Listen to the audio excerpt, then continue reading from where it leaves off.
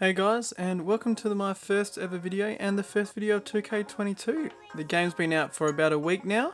Some new things are happening in Myteam. I think in general it's a massive overhaul, and to be honest it's a massive improvement compared to the last two Myteam, especially last year. I think last year was trash.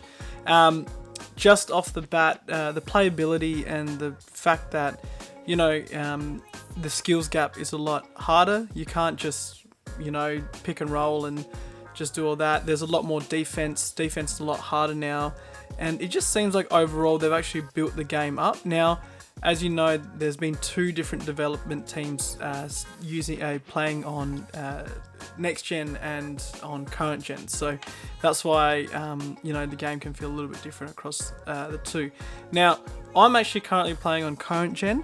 Reason being is my Xbox Series X is actually in the shop getting repaired. Now, as some of you might know or might not know, the Xbox Series X actually occurs some issues with playing online. So it's only the next gen versions of the game. So this happened across 2K21 as well when it launched, but I thought it was just maybe the game, cross generation.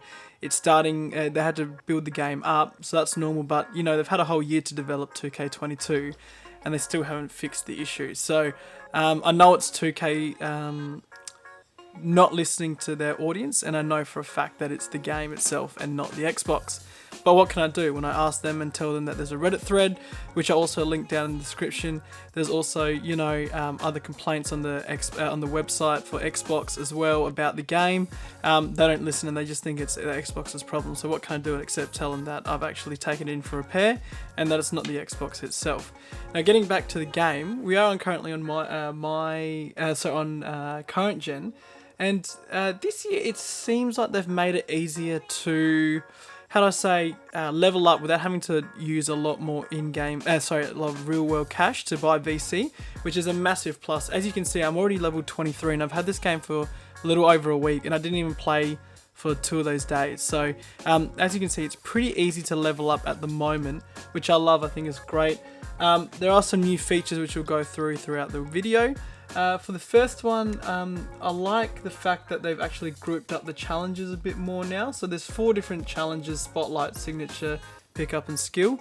I think the way that they've done this is fantastic. So for instance, you do a cover athletes and you get 30 tokens for the token market. So they're just small little things, you just got to beat 3 Dirks and then the Dallas Mavericks and then the 2011 championship team, yada yada yada. Just a little different scenarios, kind of like what they had last year, pretty much the same. Domination is back, but they've actually taken out historic domination. So you just got current and all time at the moment. They may add more, same with last year like they did. They may add more as we go along. The rewards at the moment is just Draymond Green and Diamond Bob Cousy. I'm sure that there'll be more added to it. Triple threat, more or less the same. Hasn't really changed over the last 2 years. So third installment, pretty much the same again. I've played 30 odd games just to get that Diamond Luca, which we'll touch on in a second. But the rewards not great at the moment. Haven't hit too much. I've only hit pretty much the 1000 MT, the 500 MT, and then the 1 token, and that's pretty much it. Moving on to multiplayer now. Online, like I said, I was having issues with the Series X, so obviously didn't use that for the last couple of days. But since switching over to current gen, I've had no problems. The draft has been surprisingly amazing. Now, a lot of you will remember the draft from 2K17 or 18. I can't exactly remember, and it was done atrociously.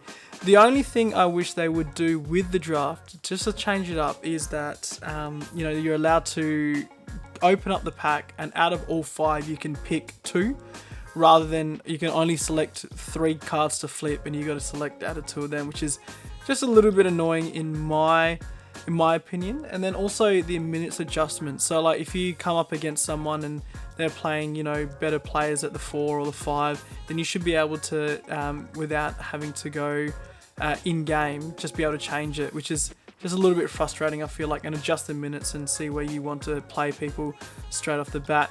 The one disappointing thing I would say is triple threat online. Not a fan of the new format with the 100, where you've only got 100 points to give, and if you give 100 points, well then that's it, your game's over. Now, I understand it pretty much guarantees you to get at least one ball drop per, I don't know, 5 games that you play, but I feel like they should have just switched it up and made it Triple Threat Online and then Triple Threat Online the 100. The Triple Threat Online, I feel like just for casual players, and then the 100 for some more people who are a bit more skilled. So then it creates that skill gap where you have to be a little bit more onto it. So I haven't really played too much, only 4 games. Once again, people sweating like crazy. What can you do? There's nothing much. Unlimited. Now, Unlimited, I've got a little bit of a problem, only because I think the matchmaking is very broken. The other day, I came up against a person who had 5 amethysts. I've got 0 in my lineup. And I think that's a little bit broken if you ask me. Like, you know, they've obviously got the better team. Now, if they're running the same thing as last year where you don't run out of stamina, I feel like it's a little bit on the cheesy side. I'm not exactly a big fan of it. Limited, haven't played yet, haven't had a chance, but I will get onto it eventually because you need to do it to get the Diamond Luca, which I'll get to in a sec. Pack market. This year, I think the pack market is a little bit the same as last year. So not really too much change there, but the rewards for the token market is the big thing. Now, as previous years, the first 5 you have to get 5 or 10, but then once you get to Diamond, you only have to unlock 1 of each, which is pretty interesting. And it seems like the token market has been open for a week now. Now, there's nothing in there. It's just pretty much just shoe stuff and then a free agent pack if you really want it. So not a whole lot happening in there, but the idea that you can just have to unlock 1 diamond rather than have to unlock 5 and then 5 again and then to be able to get to the Galaxy Opal level is pretty good. Now the auction market, same thing. The only difference I've seen in the auction market is current gen seems to be working a little bit more when you scroll left and right. Now obviously not a big huge issue, but if you're like me and you don't spend money on the game, well then this is a big thing, especially when you're sniping and it's a little bit harder to get across on that left and right side. So current gen seems to be a little bit faster than the next gen. A little bit interesting, but I do think that it definitely needs to improve. The last thing is, it seems like the card grading service has been used quite a lot. So if you're unaware, basically like in real life, you send your cards to get graded. It takes like 45 minutes or an hour depending on how many cards that you put in there, and then eventually you get it back and you actually get a small bonus with each one, so each card. So for instance, some cards might have a bigger bonus, some cards might not. So for instance, this one here, the Michael Porter I got graded, has only got a small bonus because it's 7.7 overall, but this one here, my Kiki Randaway, has got a 9.75, which is pristine, so it's got a pretty large bonus compared to the others. And on the bottom right hand side you can see how much of a bonus you get. Obviously you want to get all the cards graded.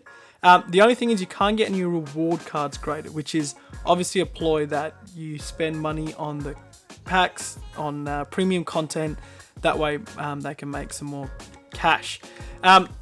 Not too bad about that, but the best thing I've seen so far, and they've done it really well, like I said, is the level up system that they've got this year.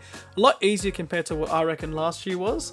I've hardly done much, if anything, and I'm already up to level 23, and it hasn't been that hard. Now, the interesting thing is they've got the Diamond Luca, so if you actually complete all these small little tasks, you actually get Diamond Luca. So I've only got 7 more to go, and they're, to be honest, not that hard. Like, you could pretty much finish this in probably like a couple of days, so I could probably have this done by Sunday if I really wanted to. But honestly, you've got the whole of this season to get it, so there's no rush at all. Collector levels are back, so like they were in 2K 19 and 18. The more that you collect, the more that you get. So obviously Sapphire Kobe at 150 cards, and so on and so forth. This makes it a little bit interesting because they've got obviously the collector level, but then they've also got the exchange. So people were constantly going up and down, up and down, up and down.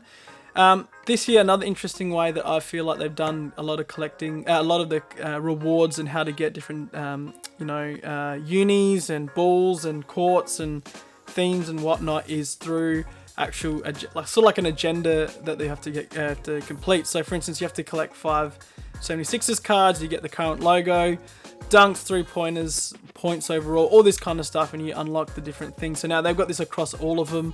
And then unlike previous 2Ks, on these ones you can actually, you know, earn the different starters from the initial packs that you used to be able to get. So I picked Jason's Tatum initially, and then once you evolve him fully, then you can pick another one, and so on and so forth until you get the fifth, until you get all 5. You actually unlock a Emerald Phil Jackson for that, which is pretty interesting. I like the way that they've thought about that, and I think it's an interesting way to do it. So overall, not too bad.